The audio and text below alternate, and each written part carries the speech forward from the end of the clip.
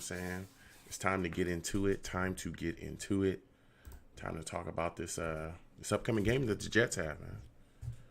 People are fired up. I'm fired up. I'm ready to go. Pats Monday night, baby. It's the Patriots Monday night, and it's time to talk about it. So I hope everybody's hyped. You know what I mean? I'm gonna wait for people to get up in here.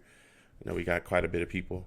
You know what I'm saying? That can't wait to talk. Can't wait to talk about everything that we got coming up, but it's going to be a game, baby.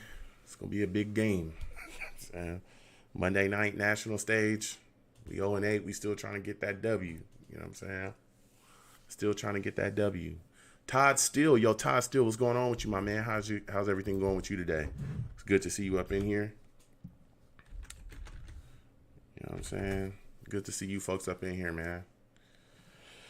Today, we're doing that live radio show. We're going to be talking about, Patriots game, upcoming game that we have. You know what I'm saying? We're going to definitely cover some stuff from there. So, wait for more people to get up in here. And, but it's good to see you folks in here. Todd, what's going on with you, my man? Good to see you in here again.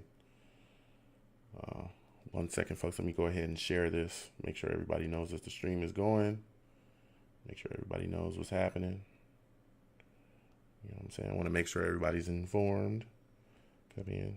How's everybody's day going today? You know what I'm saying? Everybody that's up in here. I hope everybody's having a good day. I'm having a great day. Life's good, man. Life is good.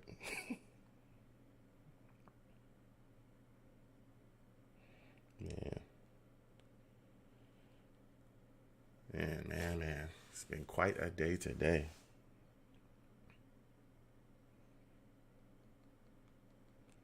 Man. Oh, but I tell you what, man. This Jets game we got upcoming, it's going to be crazy. It's going to be real crazy, I'll tell you. It's going to be absolutely crazy. It's going to be absolutely crazy. A lot to go over. This Patriots team, division rival, we got to fight. We definitely got to fight. Yep. Yeah.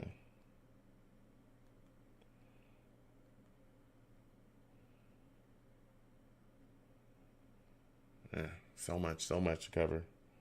This team is hoping this team can get his first win, man. Hoping this team.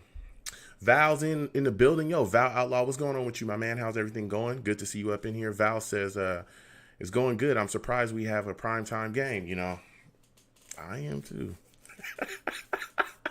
But we in there. You know what I'm saying? We in there. That's the big thing. We in there. So we in the building. You know what I'm saying? So it is what it is. I'll take it. We gotta get a fight. We gotta fight though, man. You know what I'm saying? We gotta push. We definitely gotta push. Todd still says, how is the cancer awareness and all that going? You know what, Todd? Everything's going well, man. And again, I want to thank everybody that donated to my breast cancer awareness fundraiser page. You can continue to go in there and donate if you like. Again, all that money goes directly to Susie G. Komen. But we have, other stuff coming up as well. I'm big into charitable organizations, and I love, doing whatever I can to continue to help my community and help people out that's, doing, that have some things going on. So I love helping people any way that I can. And that's a big thing for me. So we'll continue to see those things, throughout my time on the show or time doing this show. We'll continue to, see more and more people come on. So we might have somebody on tonight, you know what I mean? To talk about some things, that we have coming up. But I want to thank again, everybody that does, peep those links and donates. It's really greatly appreciated. Again, all that money, everything you guys give me goes directly to those, those organizations. So it goes directly to them. Phoenix Flight, salute to you, Phoenix. Good to see you up in here. Phoenix says RIP Jets. Hey, man, we'll talk about that tonight. Again, 515-602-9639. If you folks want to call in, you can actually call in right now. The lines are open. You know what I'm saying? You want to get on the show early, call in right now. Portway 79, Portway, what's going on with you, my man? He says, what's up, Joe? Let's get it on Monday night. I'm telling you, Monday night. It's time to talk about it. You know what I'm saying? It is time to talk about it. Keep telling people, man, this is going to be a fight. It's definitely going to be a fight. We trying to do whatever we can, man. We trying to do whatever we can. I understand some people thinking the team, we going to go 0 and whatever, but we got to fight, man. We have got to fight. I don't want to see us go 0 and, I don't want to see us lose every single game in the season. I don't want to see that. I know some other people do, but I do not. You know what I'm saying? Yeah, Flacco is starting. Flacco is definitely starting. So we got to, you know what I'm saying? We got to do whatever we can. We got to do whatever we can. Our team has to put it together. Injuries happen, things happen. You got to be prepared, and this coaching staff has got to be prepared as well. So there's just no excuses. No excuses at all. You got to fight. You have got to fight. Because if you don't fight, then what the heck are you in the league for? You know what I'm saying? What are you even doing around here? So we're going to cover it in just a second, folks.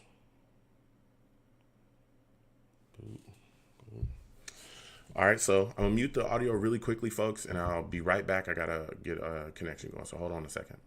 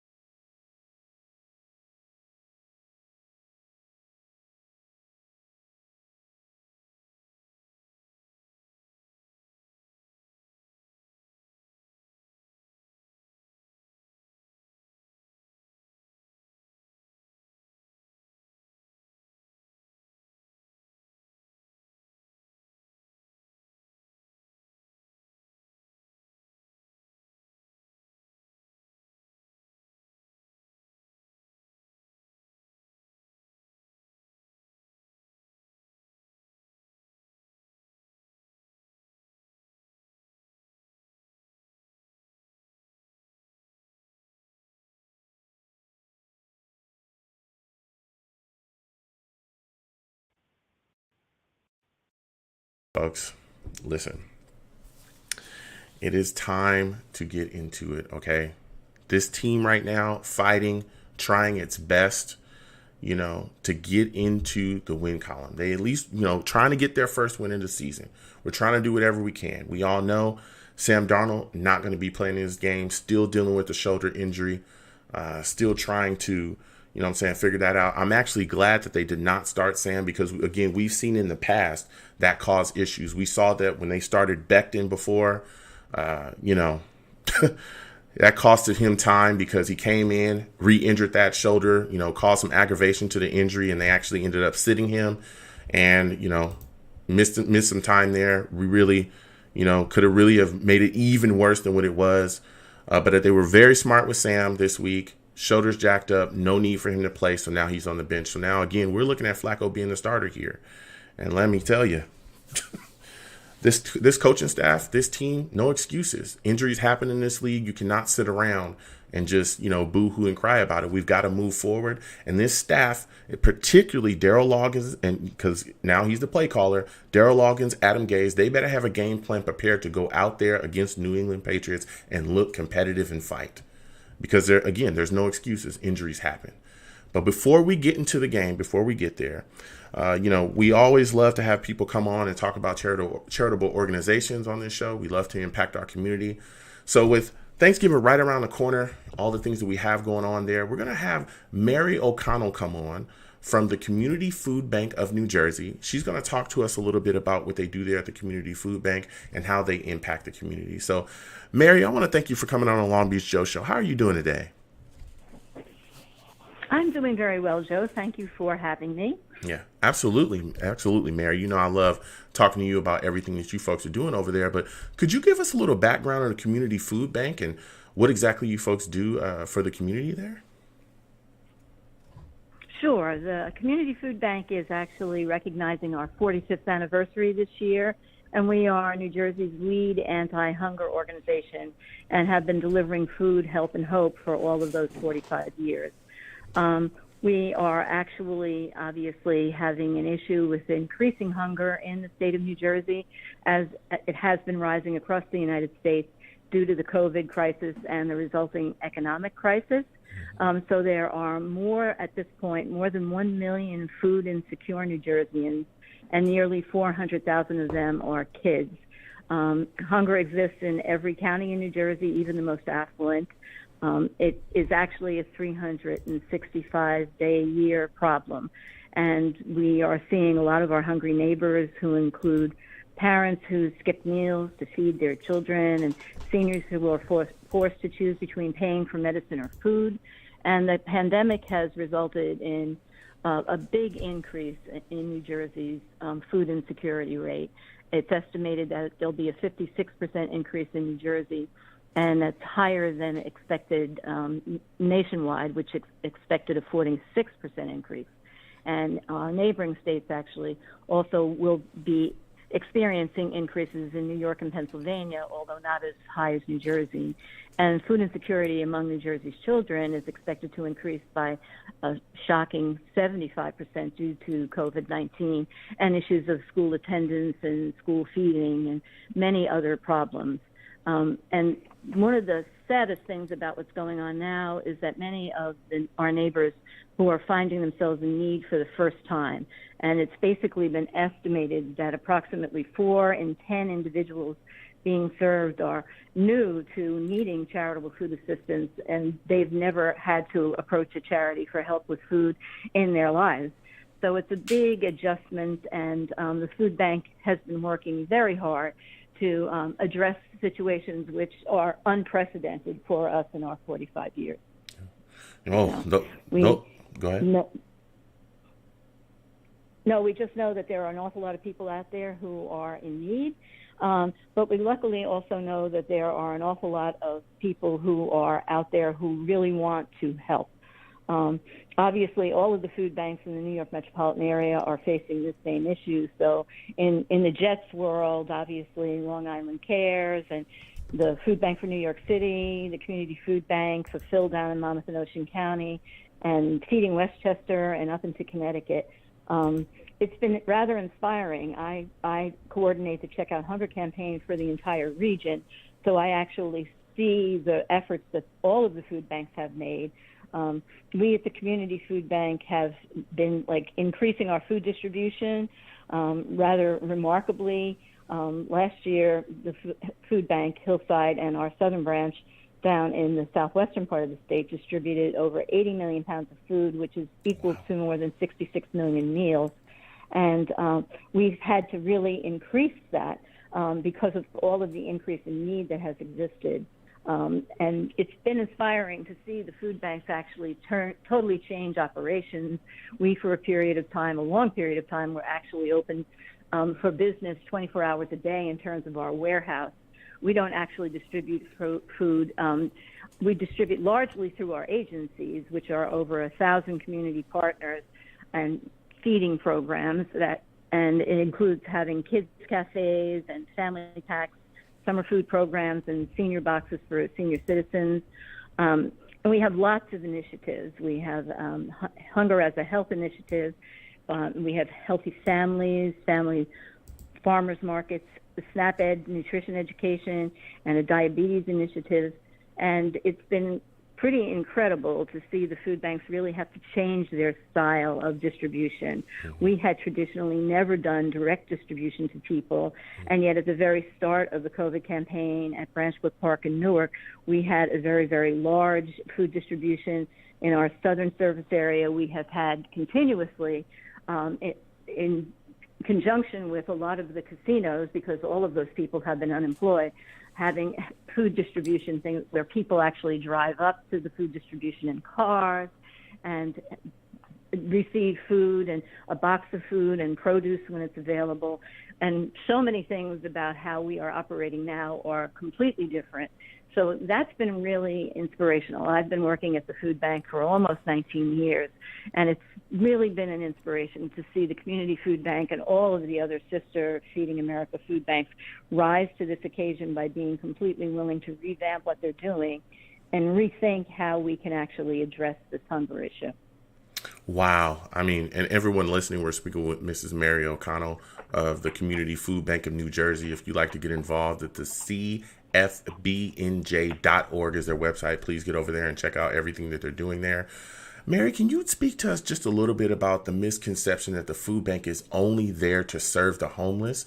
Can you talk about that and, tell people how that's not true? Oh, that's definitely not true. I mean, basically, all of the Feeding America food banks serve their entire communities. If anybody at some point who needs that sort of food assistance can turn to the food bank and find out which one of our partner agencies they can go to get help.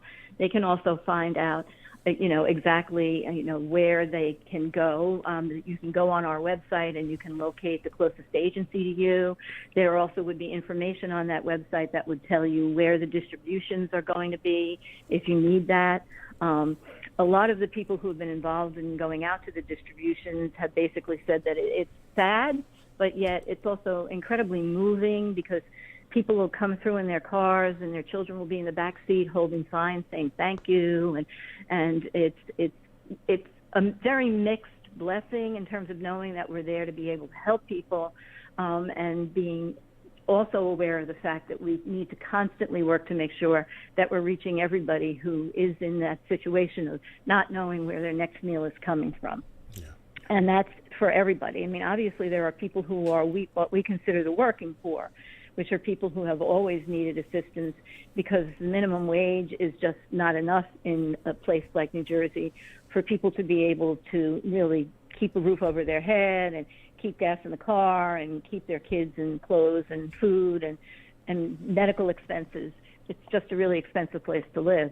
And now with all of the people who have been out of work because of the COVID crisis and the resulting economic problems, we've just seen all of these people who, as I said, for the very, very first time are facing this issue and learning how to actually get the help that they need. And the food banks are really in the vanguard of being, available for that. So no matter where people are, they could go on the Feeding America website and they could locate their food bank by just putting in their zip code. And then once you know the food bank's website, you can go on there and find out exactly both how to get help and also what's very important for us now is how to help. Because obviously this change has been extremely much more expensive than our operations have ever been before. We've had to increase our fleets. We've been doing distributions in an entirely different way. We basically have been working largely without volunteers. Our volunteers are starting to come back, and we really want volunteers to come to the food bank. So there are many ways we help people, and we help everybody in the community who expresses the need. And there are also many ways in which the community can help us. One, obviously, is donating funds. Every dollar can help provide 3 meals, and 94% of every dollar that's donated to the community food bank goes directly to actually fight hunger. We are a very, very efficient charity in that way. Very little of the money is actually spent in administrative costs. People can volunteer. There's a special a section of the website. If you go to csbnj.org/volunteer, you can actually sign up for shifts, and the volunteers help make the emergency meal kits. They pack senior boxes. They build family packs. They also can assist at the off-site distribution. We also feel the need to say volunteering at the community food bank is very safe. From the very beginning, we implemented social distancing, is strictly observed in our very, very large warehouse. It's 285,000 square feet, so there's a lot of space for people to be able to distance themselves and still help. And we always have masks and gloves and hand sanitizers. Those are provided. And you can't actually come into the building without stopping at the front door and having people who have been working with the food bank who will ask the questions about whether you have any symptoms of COVID, whether you've been in contact with someone who had COVID, whether you've traveled to some area where there's COVID, which I think now is virtually everywhere, and also will take your temperature. So I have to say I am definitely in the higher range of age of people who would be concerned about it, and I've been feeling very, very safe going into work at the food bank. So that's a great thing people can do. Other things that people can do right at their own home is you can advocate and spread awareness about these issues by using your own social media. I mean, that can get the word out. You can email your friends, you can pass information along, you can direct people to food bank websites where they can see and find links to our social media pages, and Instagram and Twitter, everything. And also the other thing you can do is you can host still a food and or fund drive, both in the traditional way of collecting food and bringing food to the food bank, but also in virtual ways, which is something else that you can find on the website. So as much as there is the need, there's also the help that people can provide. I'm lucky enough to run the Check Out Hunger program. I coordinate it, and that's a front-end fundraiser where people can donate. We actually, at the Community Food Bank, coordinate the regional campaign on behalf of 40 Feeding America food banks and affiliates in 11 states and Washington, D.C. Basically, Check Out Hunger is really simple, and a lot of your listeners probably already know what it is. Yeah. You can see it. You can basically see it in most of the major supermarkets and some convenience stores. It always runs at this time of year for 3 months during the holiday season, catching Thanksgiving. And this year, it's celebrating its 30th year. In New Jersey and also in the New York metropolitan area, it's currently running at the King Supermarkets and Balducci's and Price Right Marketplace and Quick Check and ShopRite and Fairway and Gourmet Garage and Wawa and Wegmans. And in New Jersey, Premio Food serves as the state's campaign sponsor. So I know a lot of people who do their tailgating like to use the Premio sausages to make tasty treats for themselves. So it's really easy. People can just go and take a donation slip at checkout and easily add $1 or $3 or $5, or some of the retailers are also providing roundups so that the cashier may say, would you like to round up your change? And it sounds like such tiny amounts, like, okay, you round up 25 cents or you give $1. But if you look at the campaign as a whole, in 3 months, just for the Community Food Bank of New Jersey, it generally raises about $900,000. That's a lot of meals. And across the region during those 3 months, it actually raises usually between $4.5 and $5 million. So all of those tiny little bits of help really, when you put them all together, make for an amazing result that makes it much easier for us to assist people who really desperately need the help. Yeah. And that's what it's all about, is making sure that those that need the help get it. And again, Mary, I want to thank you for coming on. It's been great speaking with you. Before I let you go, can you please let my listeners know really quickly how they can get involved with you folks as far as donating, volunteering, and also just some social media links as well that they can connect with too? Sure. I think one of the easiest ways is to just basically go onto our website, which is www.cs, as in food, bnj.org. And once you go onto the website, you'll be able to see there's like a volunteer page. There are places where you can figure out where to donate or how to donate. There's a Check Out Hunger page, which describes Check Out Hunger as well. That's the best way to find out. And that's true both for the Community Food Bank of New Jersey, but for all of the food banks in the area, because the website is always a wealth of information. It can tell you where to find help, and it can tell you how to help. And there are lots of different ways to have both sides of that equation. There are lots of ways that the food bank, through its partner agencies and with our direct distributions, are helping people. And there are many, many ways which you can find on the website that it's easy to help us. As I said, you could also find the links to our social media efforts, and any sort of information about the food bank is available there. Yeah. Well, again, thank you, Mary, for coming on. It was great to speak with you tonight. Again, I want to thank you for everything you do there at the Community Food Bank of New Jersey. So I want you to have a good night. Oh, thank you, Joe. And it was wonderful to speak with you again. I know we've spoken about this for many, many years. Yeah. And it's always a really pleasant way to spend a little bit of time in November. Yeah. Thanks an awful lot for your time, and thanks for your support. Absolutely. Thank you so much. You have a good night. You too. Bye-bye. Whew, Mary O'Connell, listen. Again, everyone listening, that was Mary O'Connell of the Community Food Bank of New Jersey. Anyone that wants to get involved any way that you can, it's CF as in food, BNJ.org. You go to that site. There's spaces for you to, pick times where you can volunteer. Also, there's spots there that you can find. You can donate your money as well. I'm a big supporter. You can come to my social media. It's plastered all over my social media and everything. So any way that you can get involved with those that are in need, because again, we're at a time right now where a lot of people don't know where their next meal is coming from.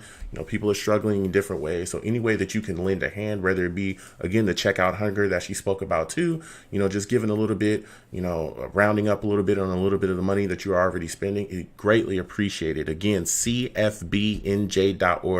Get involved any way that you can.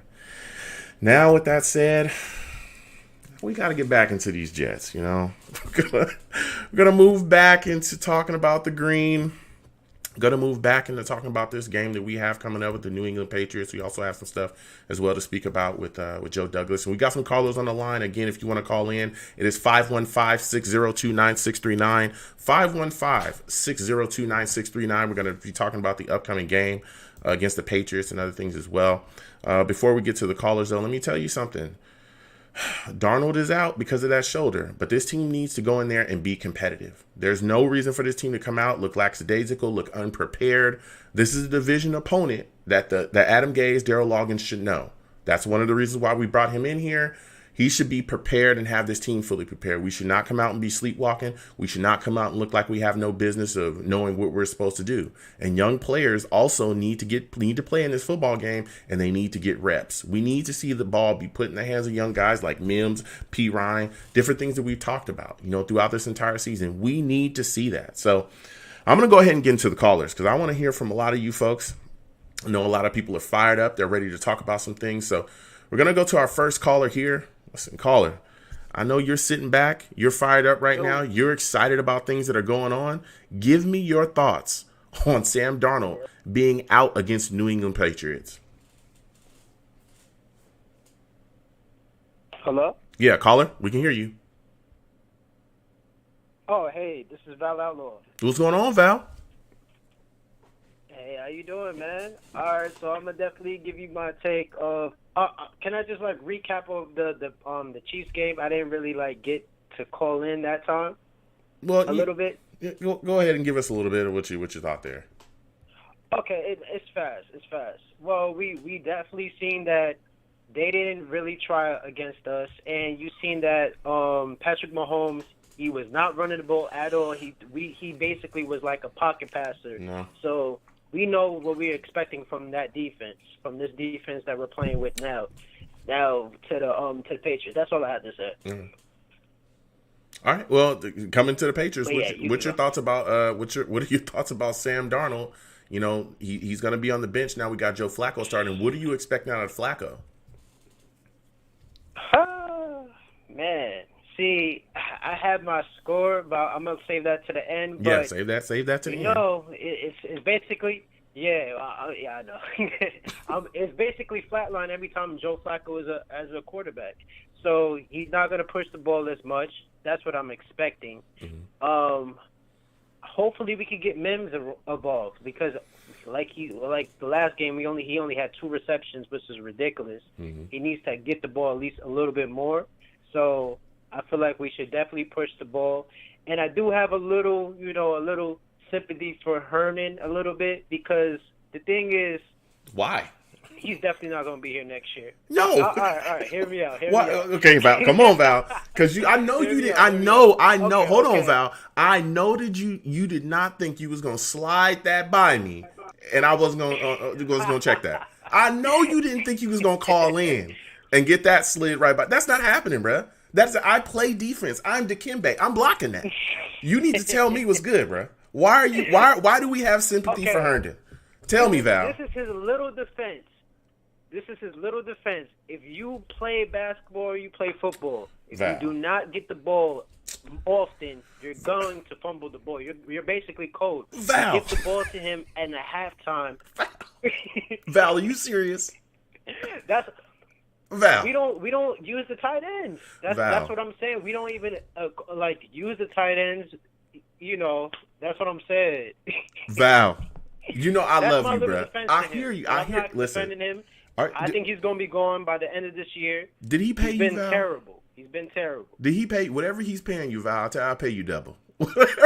Whatever Herndon is paying you to I don't got defend no him. underhand money. Okay. Well, it sounds like, you know what I'm saying? I'm just saying, whatever he's paying you, I'll pay you double. Because that was the last live stream you was mentioning him, so that's what I was gonna say. The last live stream, because we don't give him the ball, so it's just if he's not in when he does get the ball, ahead. though, Val, I understand what you're saying. Our tight end usage isn't the greatest, but when balls are thrown his way, he drops a lot of them. So you can't expect you just use an analogy of basketball. You know, I'm sure you play just like I play. Yeah, if you don't get the ball a lot in your hands, I can understand if you're a shooter. But if you're coming down and guys passing you stuff and you're wide open but you blowing layups, you wide open and you blowing layups. Exactly. What kind of confidence does that inspire? You know what I'm saying? That's all I'm saying. Like, come on, I get it. Our tight end usage isn't the greatest. Yes, he does block more than most tight ends in the league. But when he is finally given opportunities, not only does he drop the ball, but he fumbles quite a bit as well. We've seen 2 big fumbles. He had a big fumble in the last game. A big fumble. So why can't you carry the football? You know what I'm saying? But listen, you talked about some guys, though. You talked about some stuff. We're going to move past that, Val. You know what I'm saying? But you talked about men. In the chat, the savages in the chat, they're going to get at you. That's all I'm saying. I'm just saying the savages in the chat, they're going to get at you. That was the last live stream, but yeah, he's definitely going to be gone by next year. Yeah, for sure. That. Listen. But that's what I'm just saying. Yeah. Rhythm is very important. Okay, go ahead.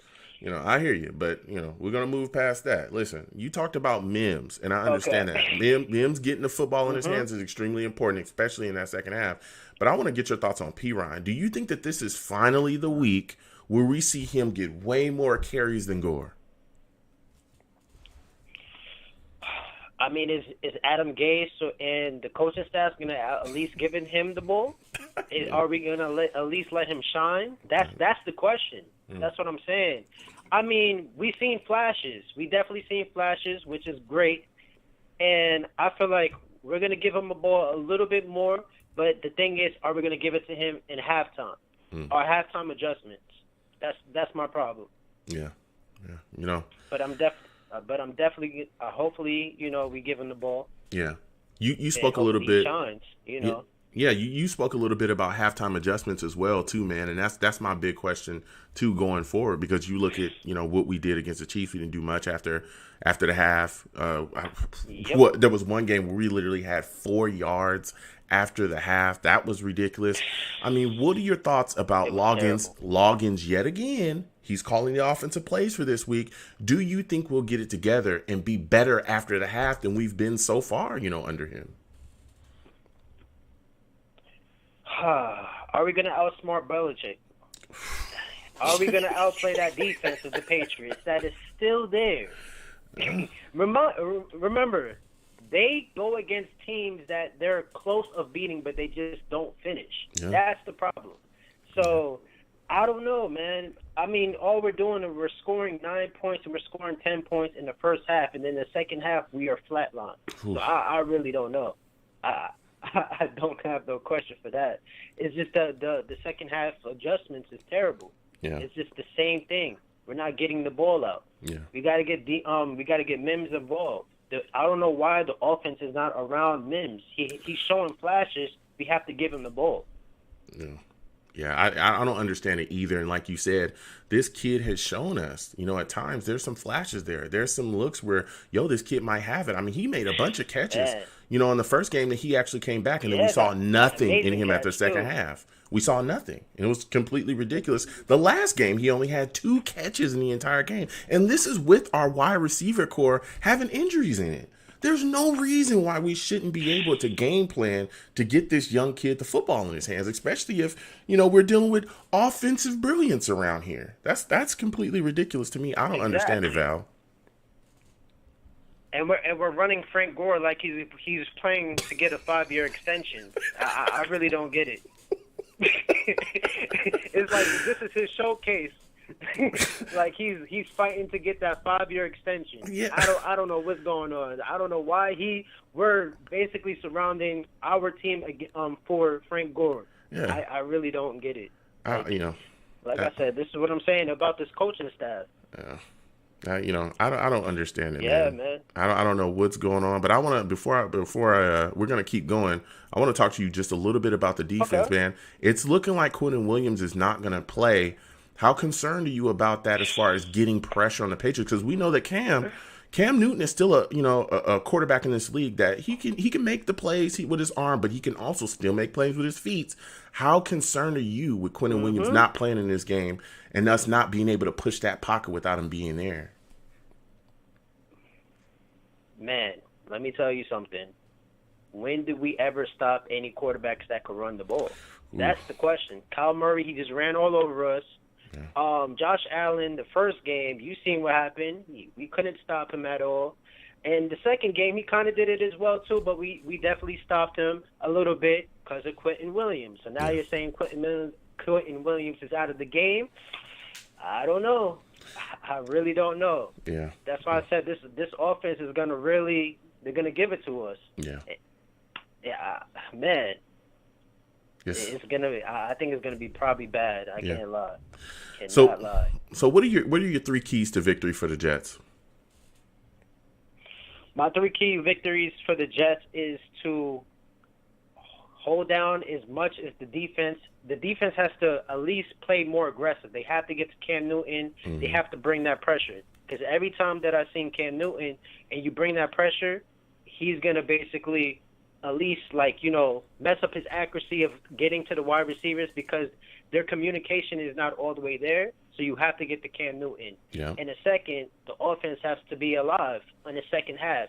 Which you bring the energy in the first half, we have to get that in the second half. Yeah. And I would say our special teams, the third thing is the coaching staff. The coaching staff has to get involved. They have to switch up the plays. We don't want to see no more screens, just like you said, you don't want to see you don't want to hear about no more TV screens, no more screen doors. You don't want to see none of that. So we got to see something else. We got to be alive.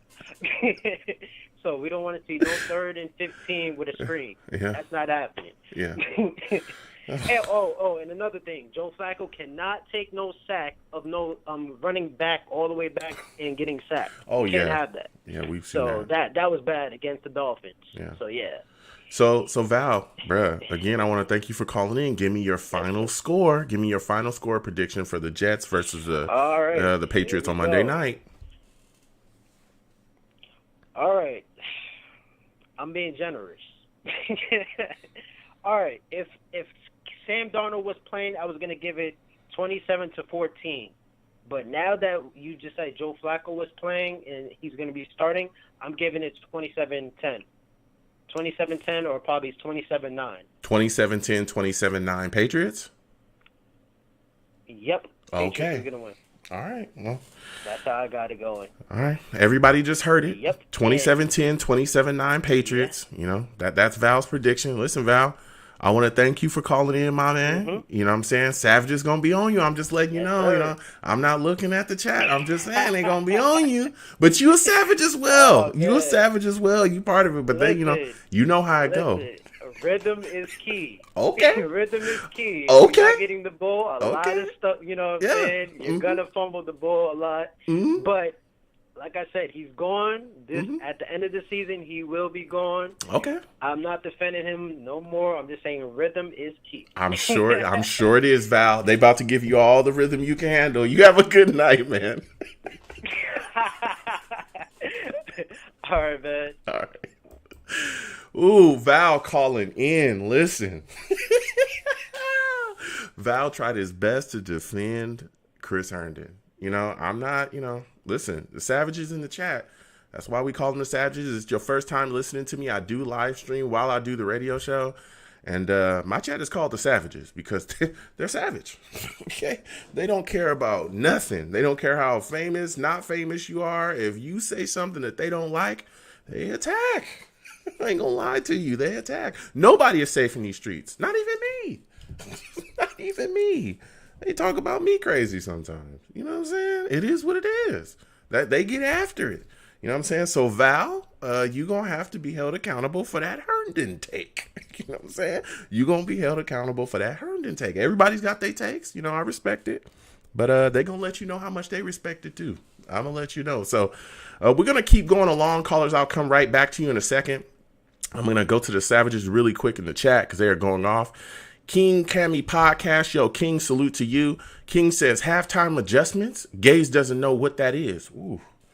That he's speaking facts. King is speaking facts. Listen, we've had big time issues with our halftime adjustments from the time that Gaze has showed up.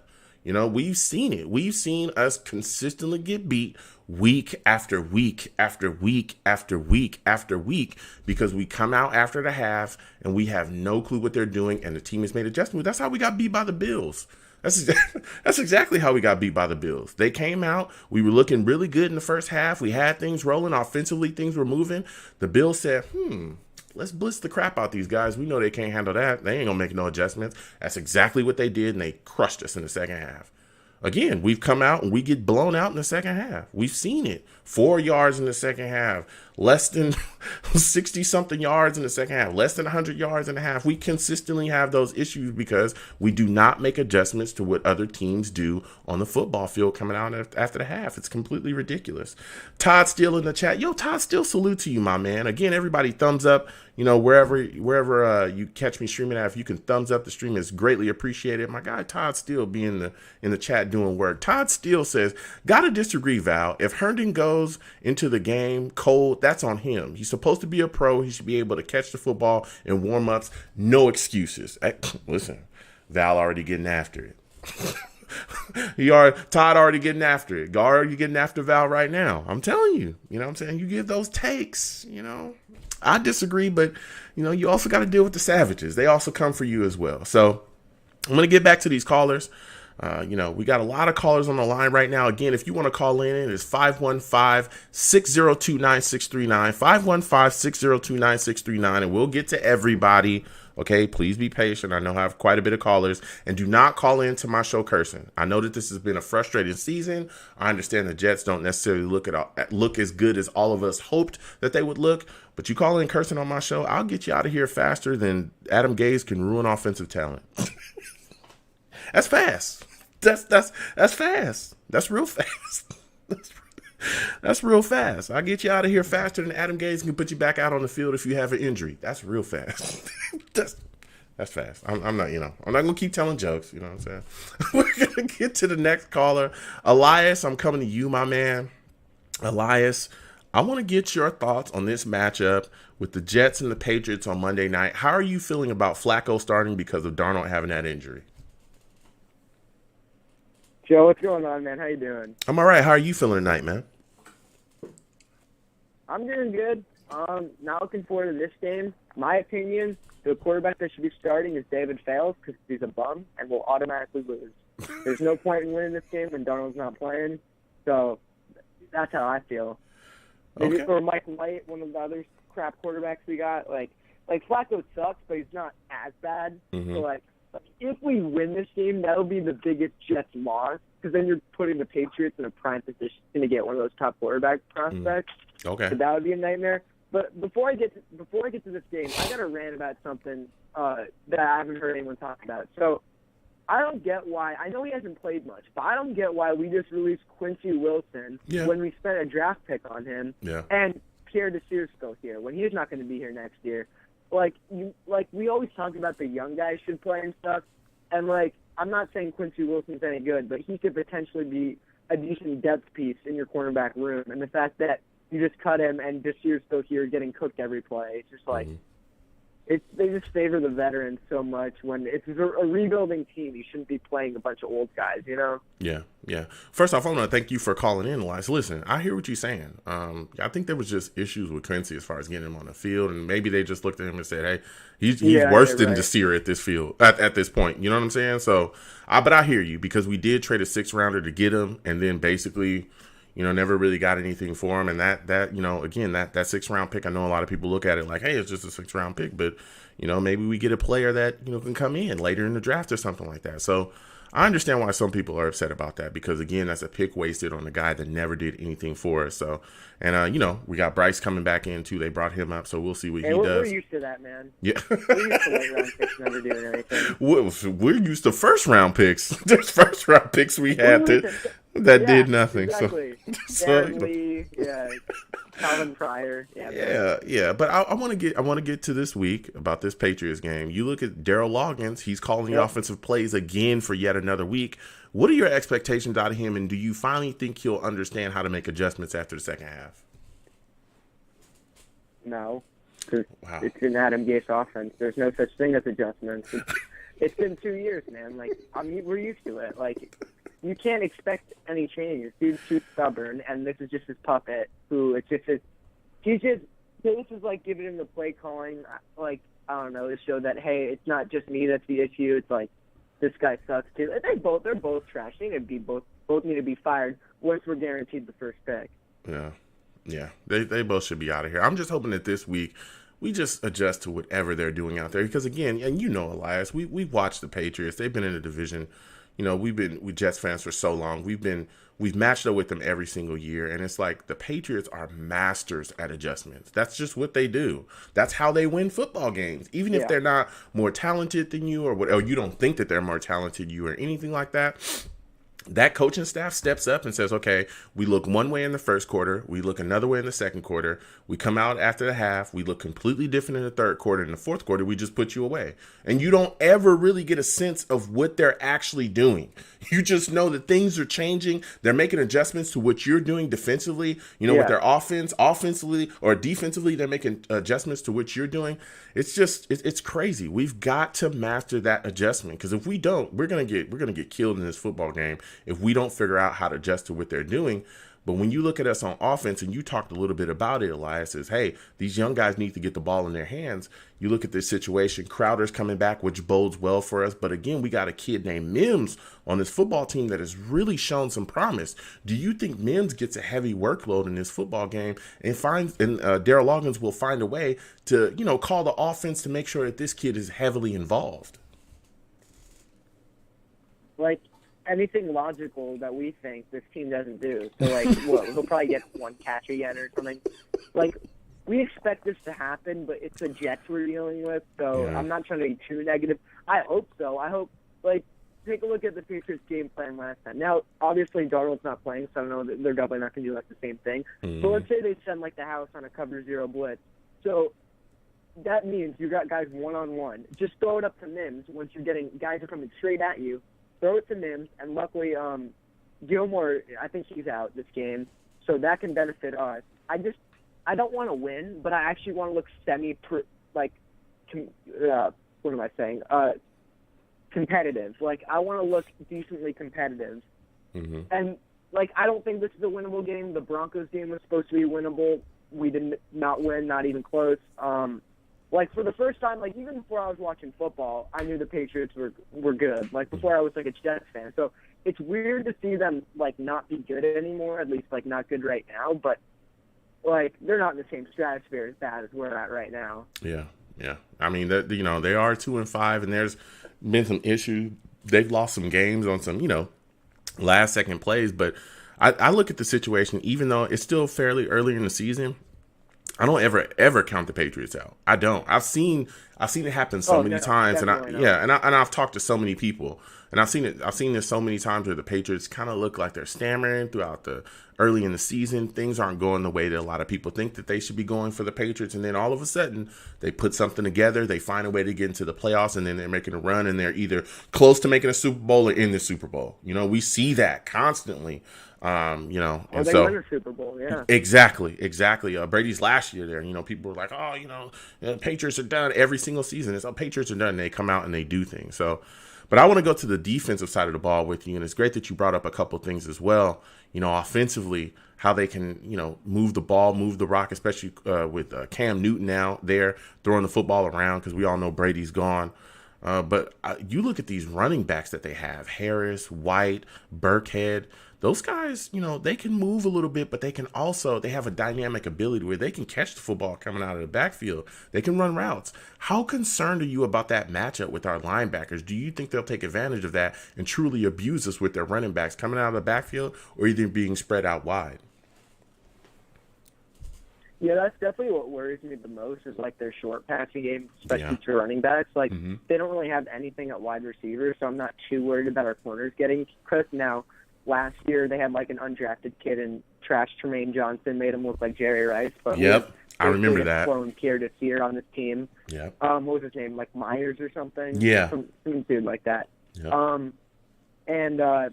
So like I just think about the Niners game earlier this year, how like they just threw like tosses behind like to running backs and they would just take it to the house, and they were like a 3rd and 33, something nuts like that. So I'm definitely worried about that. James White, I think, is a pretty good player. Sony Michel's out, so that helps a bit, at least for us. So, like, being an actual running back, not really a pass catcher. But, you know, they run a good RB by committee stat, which requires good adjustments, a different way of attacking each player, which clearly we're not good at. And it's just frustrating, man, because they're not a talented team either, but they got good coaching, and we haven't had that years. And it's just like, it just shows you how important a good coach is. Yeah. Like, I'm not asking for Bill Belichick, but like, can I just get someone confident in here, man? Yeah. And you brought that is a great take right there. And I tell people this all the time, is that when you watch a team like the Patriots, and there's other teams as well around the league, hell, the Eagles last year when they had a bunch of injuries as well, that really highlights how good or bad your coaching is. It can highlight that. And again, when you look at these situations, you just talked about it. When you look at the Patriots, there have been teams that they have put together where people said, oh, that team's not very talented at all. But they find a way to make a run. They find a way to win a Super Bowl or be in a Super Bowl or look way more competitive than other people think. You know, we've seen them just completely roll over teams that were way more talented than them. And every time it comes back to, they always say, do your job. Their coaching is they're so well coached. Their coaching is so top notch. They know exactly where you go ahead. I have a hot take that if we had real head coaching here last year, we would have made the playoffs, because our schedule was so easy last year when we were playing like a real coach wouldn't have run Le'Veon Bell at Geno Atkins 10 times or something. Like, we could have beat the Bengals, we could have beat the Dolphins. That's 9 wins. Or you could be in like another, or maybe it's like you could be in the Jaguars, something like that. Like, I know our team wasn't great last year, but if you had a real coach in here, like, I feel like you could have made the playoffs. Yeah, I mean, that's kind of up in the air, but again, like I was speaking about with the Patriots, they're so well coached. When you watch these guys go out there in the football field, they know where you're going to be, they know where they're supposed to be, and they attack, and they play extremely well within the scheme. I'm telling you, this team, again, is going to show us, and we've been exposed. Our coaching has been exposed throughout the season. Hell, you watch a Chiefs game, you see our coaching be exposed. Absolutely. You watch us give up on drives, you watch us just completely get fleeced. And there's been other games this year where we've been completely outcoached. So we got to step that up. If you plan on beating the Patriots, you got to have everything going on upstairs, and you got to be prepared. You can't come out and be lethargic, and you got to make sure that these players know where they're supposed to be and what they're supposed to be doing. But when you look at this Patriots offensive line as well, though, they're a little banged up. There's guys dealing with injury. Shaq Mason dealing with an injury. Got some other guys dealing. Hell, even Thuney's dealing with an injury right now. Do you think that we'll be able to take advantage of this Patriots offensive line in this football game and maybe put a little pressure on Sam just with our front four? Not really, just because Quinnen's out. Franklin Myers, he's been playing well. I like what I've seen from him. Yeah. Maybe Jordan Jenkins finally gets like something going. Yeah. Maybe you get a decent play out of Henry Anderson or like Nathan Shepard or Kyle Phillips, one of these like younger interior defensive linemen. So that could definitely help. So just see some better play out of those players. But we just lack such a pass rush to begin with, especially without Quinn Williams this week, who I've been really impressed by this. In the last couple of games, just getting pressure. Even though he's not putting up the huge sacks and stuff, which we still need a guy, obviously, like a legit pass rusher to get those sacks. Yeah. Having that interior pressure has been really great, and it's gonna be tough not to see that this week. But yeah, like it's just they're weak at that position, but like it seems like the positions they suck at were even worse.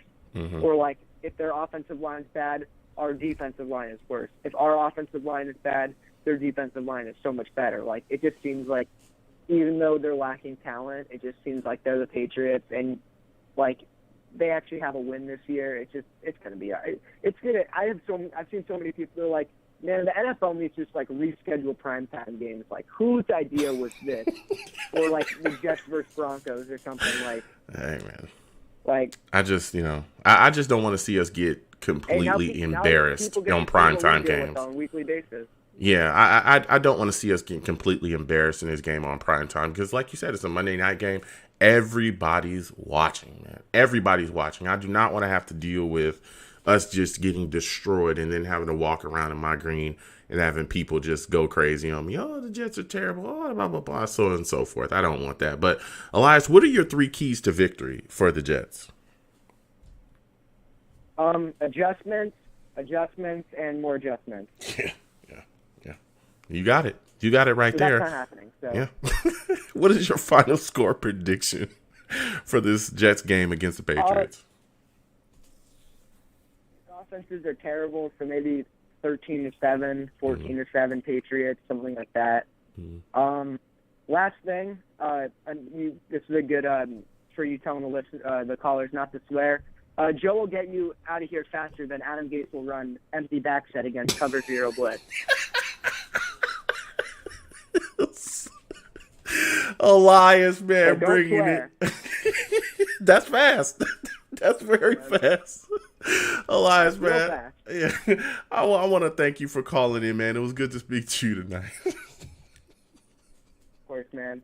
Have a good one. Have a good one. Oh, Elias on the check-in, man. Listen, I'm telling you, I'll get you out of here fast. Oh, man, listen. Oh, I still got some callers on the line. I'll be coming to you very soon. Everyone, please be patient. Do not call in cursing on my show. Tell you, I'll get you out of here fast, all right? Faster than Adam Gaze can lose by double digits. I'll get you out of here. Get you out of here so fast. But before we go back to the callers, we're going to go to Savages in the chat really quickly. King Kami in the chat, salute to you again. King Kami says, speaking of first round pick, Becton has been looking really good, but he needs a coach to settle him down. Do you think year 2 under a new coach puts him at a Pro Bowl level? You know, that's one of the things, and we do talk about a lot of things that's going on with this football team that isn't good.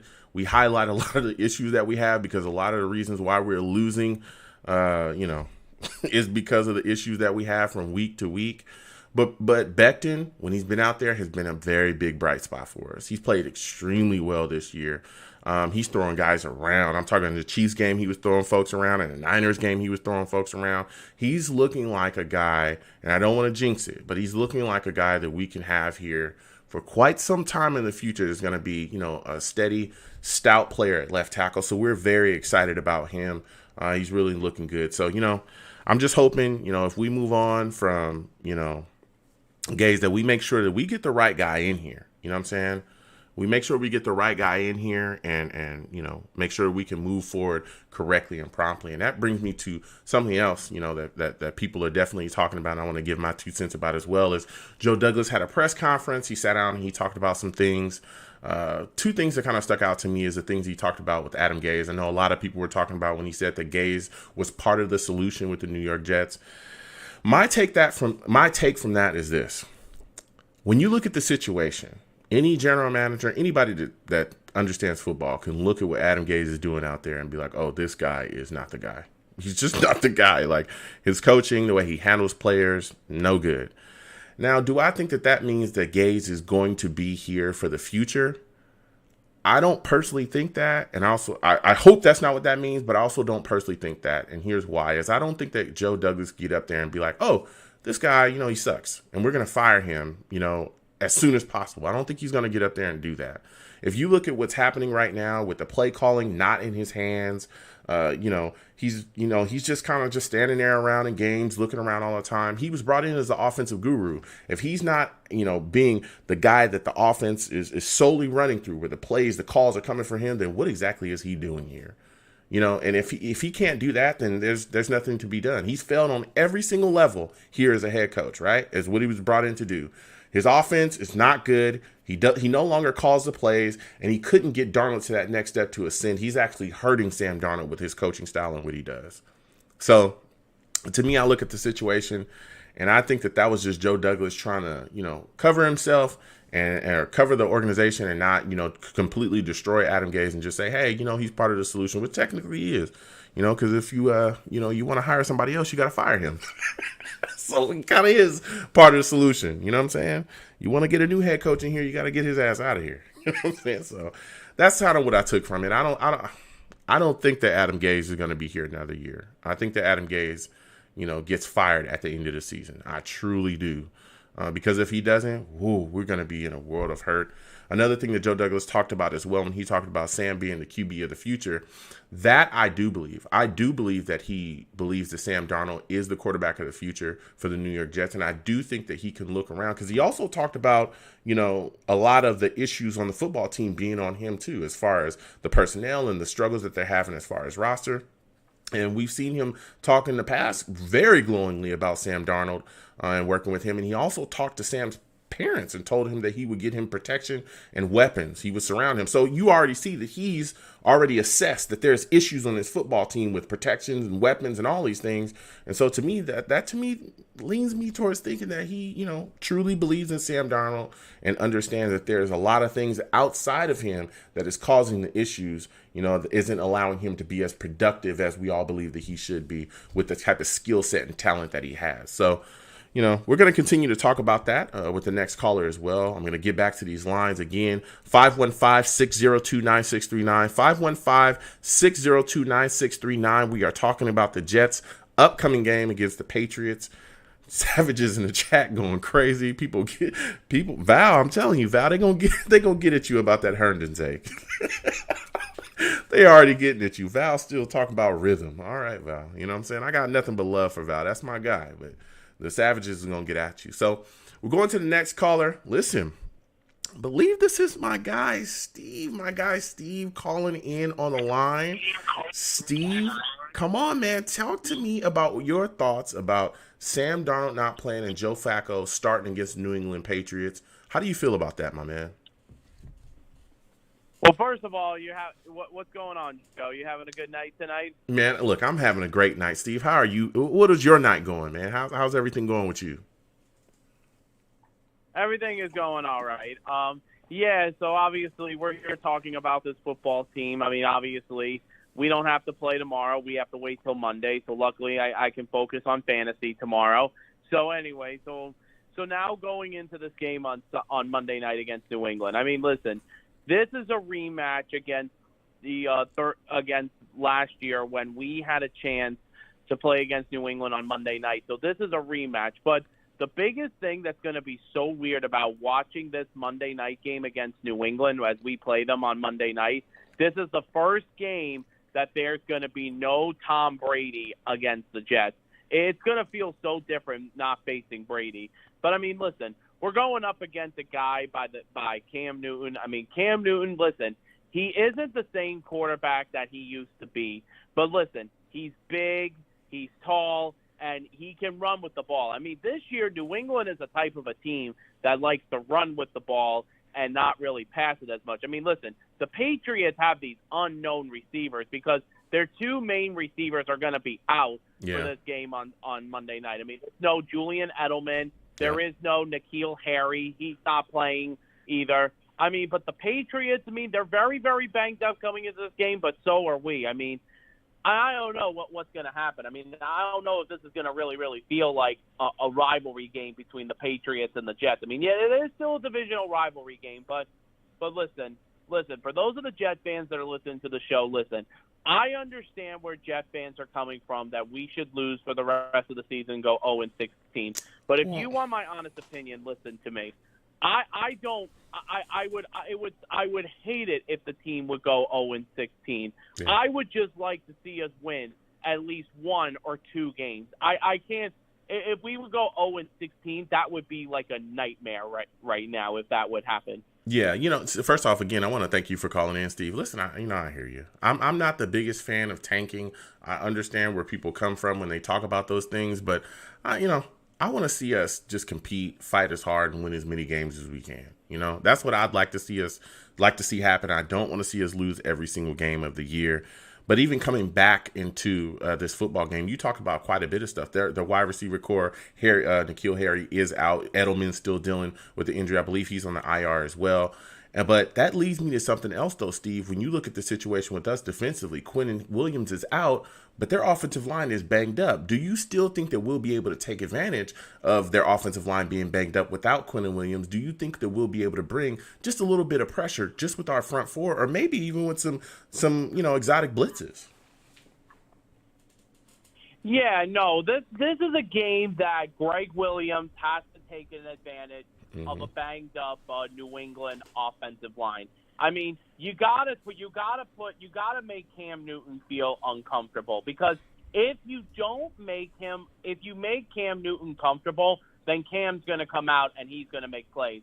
I would say their most dangerous part as of right now of their offense is honestly their running team. I mean, listen, they don't have Sony Michel because I think Sony Michel is still on IR as well.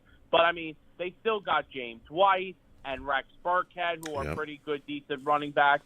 But I mean, the thing is, though, the biggest concern is also going to be is how Bill Belichick coaches against us. Because listen, there were times in the past when we've had games against Bill Belichick and the Patriots, and Bill Belichick just absolutely outcoached us. Like the embarrassment he gave to Adam Gase last year on Monday night was absolutely ridiculous. I mean, that was the game, unfortunately, when Sam was seeing ghosts. But now Joe Flacco is getting the next opportunity to basically get a chance for us to get our first W. Listen, we're 0-8. I understand the fans, saying we need to tank, we need to go 0-16. Listen, it's just, listen, I just don't want to see it, and honestly, it's a fear right now that I'm fearing. I just want at least one or two wins, man. That's what I want. Yeah, and you're speaking the truth, Steve. I want to see at least, I'd like to see more than one or two, but I'll take that over an over season. I'll take one or two wins. But I think one of the keys to doing that is making sure that you get the ball in the hands of guys that are out there that can be playmakers. And one of those guys that I feel that we're not necessarily doing as much as we possibly could do to get the ball in the hands of that player is Mims. I think this is a game where we should see Mims heavily involved within the offense, and there should be significant efforts to make sure that we do whatever we can to make sure that this kid, sees a ton of targets. Am I correct with that, Steve? No, you got, and this is the thing, though, too.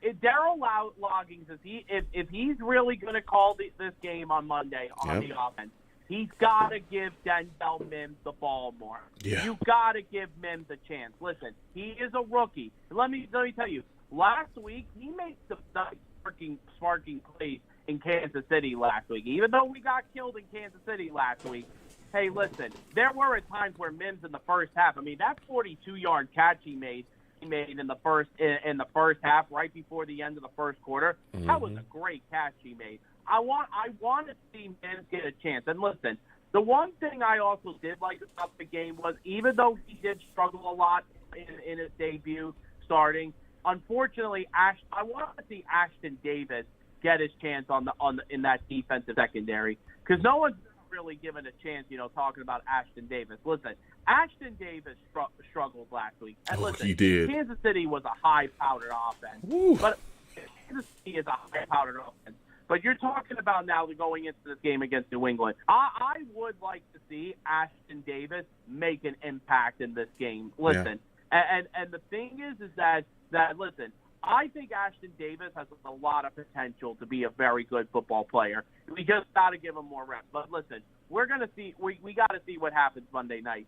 Yeah, we do. And it's great that you brought up Ashton Davis, Steve, because let me tell you something. Last week, we watched him get spun around.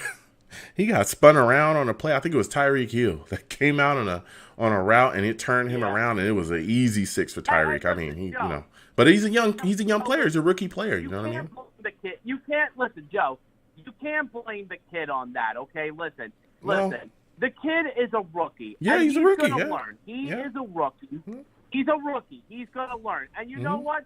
The one thing I did like what Ashton Davis did, at least, he did make an effort. It's just, listen, Tyreek Hill is a fast dude, okay? Mm-hmm. Listen, Tyreek Hill is fast, and he's incredibly good. Yeah. But then you were talking about earlier, too, with the Patriots defense. I mean, listen, last year the Patriots had one of the best defenses in football, and they also have the current player in that secondary who was last year's defensive MVP and Stephon Gilmore. Now, the thing is, listen, Gilmore is not really having the season that he had last year, but he is still a very dangerous veteran cornerback. And the thing is that he can definitely make plays. I mean, last year, he absolutely made big plays in the Monday night game last year we had when we played against New England. But it's just, the thing is, what I look forward to in this game is I want to see the rookies and the young players get more reps. Like hopefully we'll get a chance to see Jabari Zinga, or the guy we drafted from Florida. Hopefully we get him out there, hopefully for the first time. Yeah. Maybe there's a chance where Bryce Hall will finally make his debut. I really want to see the young players play. And listen, I don't want to be embarrassed on Monday night. Mm-hmm. I want to see the Jets go out there and give it their all. We're going to see what happens Monday night. Yeah. What are your thoughts? What are your 3 keys to victory, Steve, for the New York Jets? The 3 keys for the Jets to win this game is, I think you need to have a really good running game against this Patriots defense. I mean, I don't know how good their run defense is, but I think that's one of the things you need to do. Number 2, you got to make Cam Newton uncomfortable. This is a game where the Jets defensive line and the Jets linebacking crew have to put pressure on Cam Newton. Yeah. Listen, I understand Cam Newton can run with the ball, but listen, you got to make him uncomfortable. Because listen, this year he's been absolutely terrible throwing the ball. I've watched his highlights in some of his games, and he's been absolutely horrific throwing the ball this year. So that's another thing. And the third thing is for the Jets is you can't make mistakes. No turnovers. You got to start off fast. Yeah.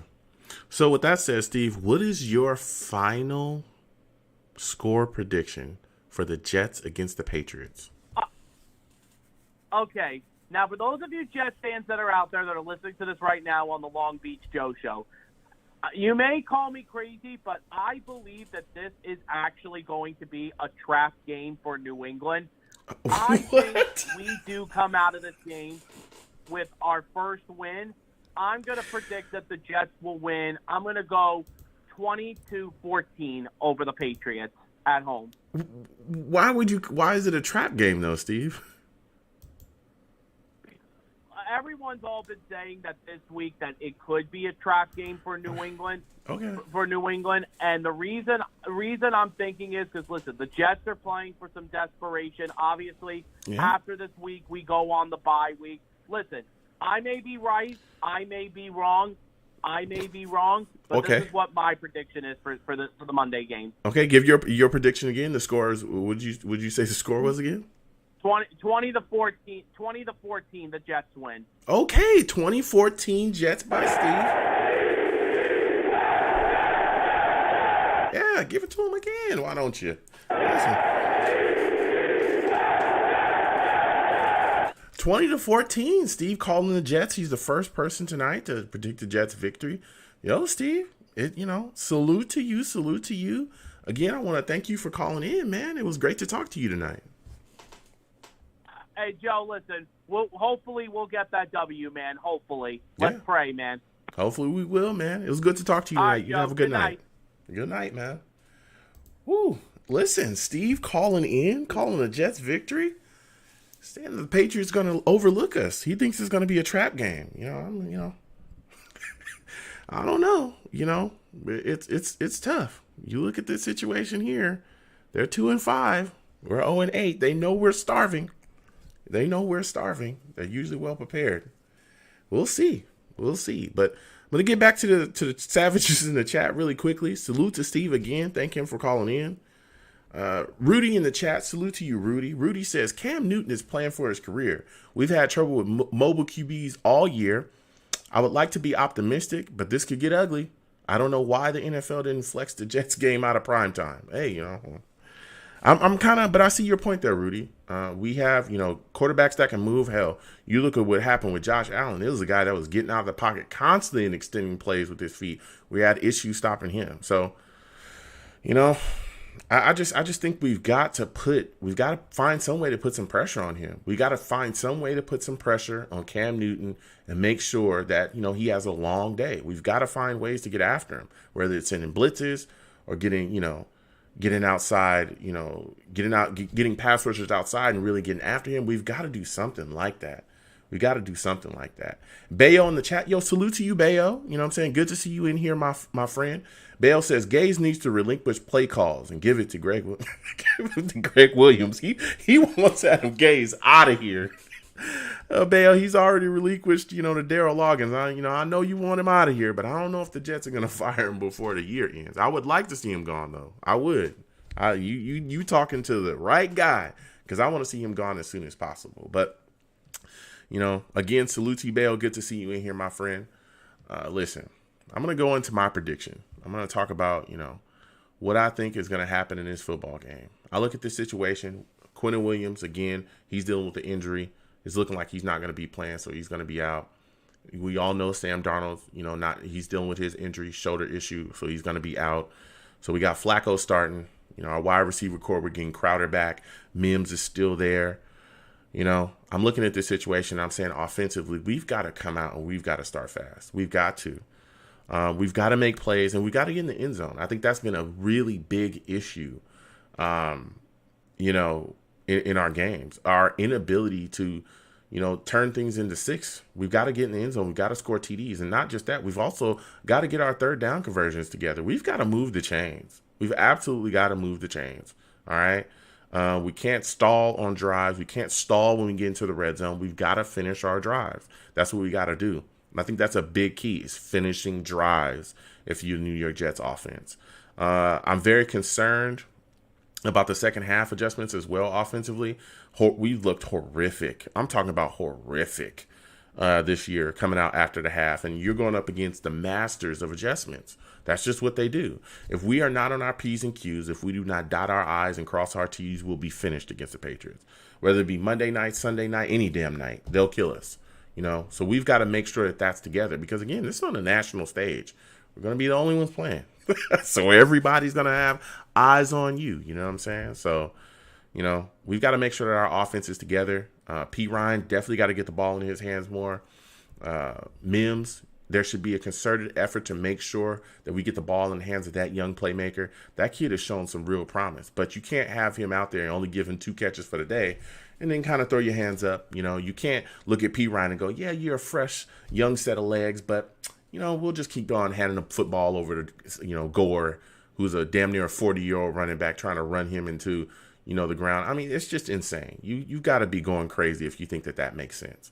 So P. Ryan, Mims, those are 2 young guys that we should definitely see with the football in their hands quite a bit. And you can go to our defense. Defensively, again, we've got to find some way to get some pressure on Cam Newton. We've got to. And we've got to also be very careful because, again, we all know that Cam's a thrower. He can throw the football. He is still a veteran quarterback in this league that can make plays with his arm. But we all know that Cam can definitely make plays with his feet. And not, he's not afraid. He's not afraid to lower his shoulder and go at it. We've seen him do that throughout his entire career. He'll lower his shoulder and go try to run over a corner or a safety or anybody. So we've got to be very careful about over pursuing him because then lanes will open up. He'll take off and we'll have some of the same issues that we had against Josh Allen. And we do not want to see that. I'm also very concerned about their running back position. Guys that can come out the backfield. I talked about him earlier. Burkhead, Harris, who's dealing with an injury. I know he might play, but even if he doesn't, you still got Burkhead and White. Those guys can come out the backfield and catch the football. And we've seen our linebacking core struggle. And this was before we traded Avery Williamson. We saw them struggle with guys that can do that. So we got to make sure that we have that together. And I don't know how we can do that, whether it be maybe we allow Marcus May to cover some guys or something like that, but we cannot have us getting cooked by their running backs coming out of the backfield and scoring. So we got to be very careful. And even though, again, Harry is out, Neal is out, they still have some guys that can move and make plays. Our secondary's got to be together, especially when you look at Pierre Desir, who's been getting cooked consistently. Every single game, he's getting fried, and it doesn't really matter who it is. So it doesn't matter. Big name, no name, it does not matter. He is getting fried. Pierre Desir's got to step up in this football game. So this secondary's got to have it together. So with all that said, I am taking the New England Patriots to beat the Jets 17-14. 17-14. I think this game is actually close, and I think it comes down to the very last couple minutes in the fourth quarter, and the Patriots get a solid drive. They come down and they kick a field goal and win the game. You know what I'm saying? So 17-14, I'm giving it to the Patriots. I can't stand them, but it is what it is. I'm calling the game for them. It's tough. Look, all right. You ain't got to come at me like this. I'm just giving you my take. 17-14. I think we fight. I think we come out and we look, more competitive than we did in the last game. But I just don't think that, I just don't think that we take it. I think the Patriots take it. You know what I'm saying? I think it is what it is. All right, y'all ain't got to keep booing me. You know what I'm saying? Y'all ain't got to keep booing me. I'm just giving you my takes and giving you my thoughts. So with that said, again, I want to thank everyone for calling in tonight. You folks are the absolute greatest. I loved speaking and talking football with y'all tonight. Salute to all the savages in the chat as well. Listen, I'm the man of the people. I am here for the people. Let me shamelessly promote my Facebook page. Everyone go on Facebook, search The Long Beach Joe Show. Like that page. My content's up there. Go ahead and give it a listen. Message me. I'll message you right back. Also, leave me some feedback. I love hearing about what you folks think I do here on the Long Beach Joe Show. I'm also on Twitter as well at YoungJ00030. Go ahead and follow me. I'll follow you right back. You want to troll me? No issues. I'm the troll that lives under the bridge. I will have my Darnold jersey on, and I will troll you right back as well. You can also follow the show's Twitter page on the Long Beach Joe. Go ahead and follow that. Follow you right back. I love going back and forth with folks about, the Jets and everything. I'm also on YouTube as well at Long Beach Joe Jets. Long Beach Joe Jets. You can go there. People, all of my content, all of my lives, I'll live stream on there as well too. And if you want to troll me on there as well, you go on my comments, troll me, and I'll troll you right back. You know what I'm saying? We can go back and forth. Please subscribe as well if you're on my YouTube as well too. I love connecting with everyone. And as always, people, when you see me in person, it is arms out, chest open, free hugs for everyone. Free hugs for everyone. You know what I'm saying? Especially in this time. It's tough times. Tough times being a Jets fan. We're not the greatest football team right now, but we're getting it together. You know what I'm saying? We're getting it together, and we're going to get there hopefully soon. All right? But in the meantime and in between time, the hugs will continue to be free. All right, folks? I want you folks to have a good one. Peace.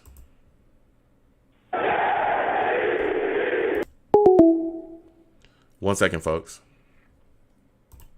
I got to cut this here. 1 second. Ooh, that was a good show. Sorry, everybody. All right. Listen, I want to thank everyone again for joining me. Wherever you're watching me from, if you hit ! Links in the chat, that brings up my link tree. has all of my content, my YouTube content, all of, my social media stuff as well. You can go down there, follow me across my social media, subscribe to, all of my YouTube channels. If you're on my YouTube right now, again, please subscribe. All the new people that I have. Salute to everybody. Salute to Todd Steele, man. Salute to Rudy. Salute to Val. Salute to King Kami. Yo, good to see you in here as well, my friend. Salute to, I don't want to mispronounce your name, but I'm going to call you Bayo, Beyo. Salute to you as well, my friend. It's good to see you in here. I love, meeting people. I know you said this was your first time, coming on in. So salute to you. And again, thank you for, checking out my show. And also, thank you for the kind words. I know you said you hoped I get more viewers and subs, you know what I'm saying? And again, hey, I want to thank everybody for subbing, you know what I'm saying? Thank everybody, all my new subs. Love interacting with you folks. So, you know what I'm saying? Please come in and comment. Let me know. I try to get back to everybody in the comments. Believe me, I try, even if it's, a day or a couple hours later, you'll get back to you if I can. I know, everybody wants to share their thoughts with me, and I love going back and forth with everybody. So again, I want to thank everybody for interacting with my channel and for, checking on my content and watching my content. Really, I truly, truly appreciate it. So yeah. So I'm going to get out of here because my schedule is insane. I've got to go. I don't think I'll be able to watch the Monday night game with y'all because I'm not going to be around, but we're definitely going to have a show that week. So we're definitely going to talk about it, and then, probably going to watch another game with y'all as well, later on. So we're definitely going to check some things out. So, I'll be in touch with you folks. And again, you know what I'm saying? We'll definitely, going to be having shows continue going forward. Everyone knows. But if this is your first time watching me, it's because my schedule kind of crazy. But you will know because I drop videos and I tell you folks when I'm going to have a show. But, we at least have, 2 shows a week at least. We'll try to. Expert Dealer, salute to you as well, my man. It's good to see you in here. We just finished the live radio show Expert, so it's good to see you in here. Also, if this is your first time watching me too, we do play video games. Okay, I do play video games.